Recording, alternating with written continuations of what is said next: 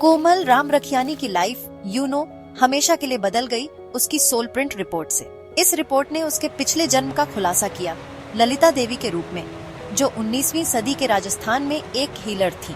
ये बस एक कहानी नहीं थी, ऑनेस्टली ये एक सफर था वापस उसके असली रूप की ओर। कोमल ने इस पिछले जन्म से एक गहरा कनेक्शन महसूस किया। उसने ललिता के इमोशंस, उसके सपने, उसका मकसद, सब कुछ महसूस किया। कोमल और जानने के लिए प्रेरित हुई। वो राजस्थान की तरफ खींची चली गई, उस जीवन की तरफ जो कभी उसका अपना था।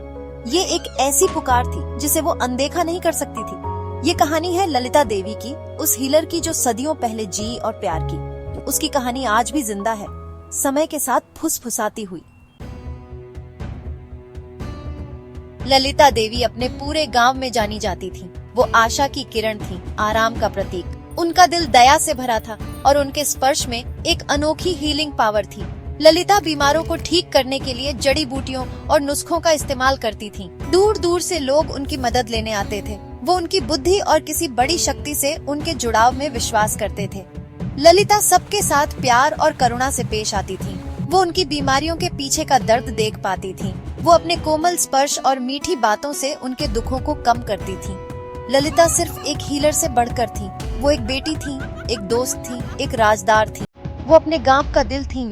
उनका जीवन प्यार और करुणा की शक्ति का प्रमाण था। एक दिन एक थका हुआ मुसाफिर उनके गांव में आया। वो कमजोर और बीमार था, उसकी हिम्मत टूट चुकी थी। ललिता ने उसकी देखभाल की, उसे खाना, रहने की जगह और अपनी मशहूर देखभाल दी। जैसे जैसे वो उसे ठीक करती गईं, उन्होंने खूब बातें की। मुसाफिर ने अपने सफर की कहानियां सुनाई, दूर देशों और अलग अलग संस्कृतियों की। उसने हर चीज के आपस में जुड़ाव के बारे में बताया, अंदरूनी आत्मा के बारे में। उसकी बातों ने ललिता के अंदर कुछ जगाया। वो बीमारी को अलग नजरिए से देखने लगी। ये सिर्फ शारीरिक तकलीफ नहीं थी, ये आत्मा का अक्स थी। ललिता ने इस नई समझ को अपने काम में शामिल किया। वो पवित्र मंत्रों और एनर्जी बैलेंसिंग तकनीकों का इस्तेमाल करने लगी। उनका हीलिंग टच अब मन, शरीर और आत्मा तीनों को शामिल करता था।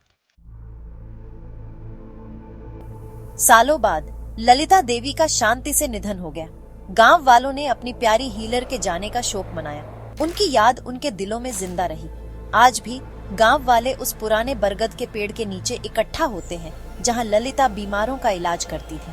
वो उनकी दया, उनकी बुद्धि और उनके चमत्कारी हीलिंग टच की कहानियां सुनाते हैं। वो कहते हैं कि आप आज भी वहां उनकी मौजूदगी महसूस कर सकते हैं। हवा में एक मीठी खुशबू रहती है, पानी का स्वाद अलग होता है, मीठा, शुद्ध।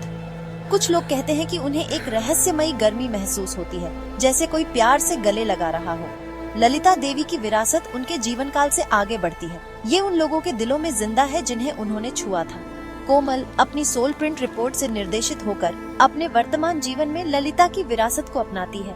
वो सभी चीजों के परस्पर संबंध को समझती है। वो बीमारी को आत्मा की यात्रा के रूप में देखती है।